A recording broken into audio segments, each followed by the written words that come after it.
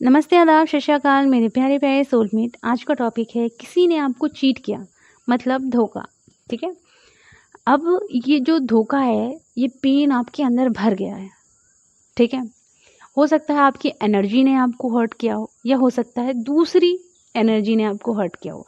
दूसरी एनर्जी अगर हर्ट करती है तो मतलब वो कर्मा होता है हमारा खुद का, तभी वो हमारी लाइफ में आते हैं और उस कर्मा को हमें क्लीन करना होता है। तो हमें भी वही फेस करना पड़ता है जो उन्होंने किसी जन्म में फेस किया था हमारे थ्रू। हमने उनके साथ ऐसा किया था, इसलिए वो ये सब फेस करते हैं, इसलिए ये सब हमें फेस करना पड़ता है। ठीक है। तो ये हमारा खुद का कर्मा होता है।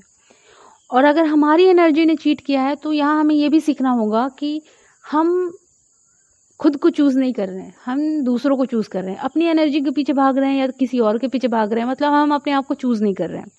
इसलिए हमें ये सीखने को मिलता है कि हमारी एनर्जी अगर हमें चीट करे तो हम ये सीखें कि हम खुद को लव करना शुरू करें, खुद के साथ रहना शुरू करें, खुद को लव देना शुरू करें, खुद को इंडिपेंडेंट बनाना शुरू करें, इमोशनली और फाइनेंशियली साइड से। ठीक है। और अपने साथ डिवाइन को रखें, ग्रो करें। ठीक है। अपनी सेल्फ ग्रोथ के ऊपर काम करना शुरू करें। अब मैं आपको बताती हूँ कि अगर धोखा मिला है तो इस पेन को रिलीज़ कैसे करें, क्योंकि बहुत सारे ऐसे लोग हैं जो अपने पेन को रिलीज़ नहीं कर पाते, और रिलीज़ करना बहुत ज़्यादा ज़रूरी है।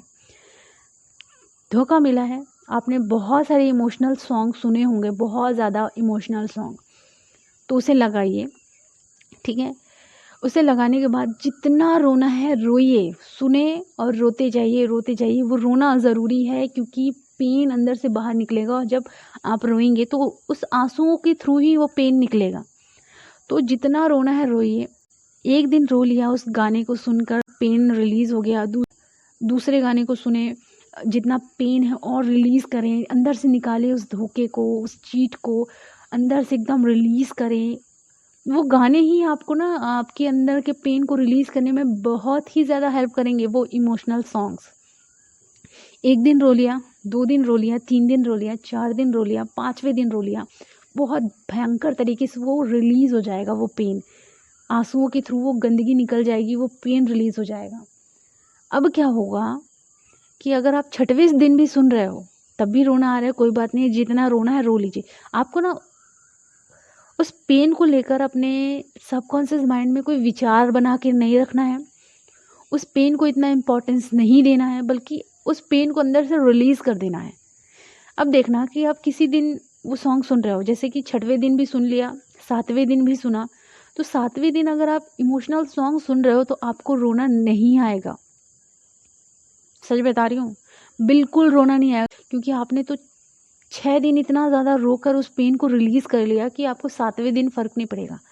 अब वो 7वें दिन आपको लगेगा, जा, तुझे जैसे रहना है रह, बिंदास रह।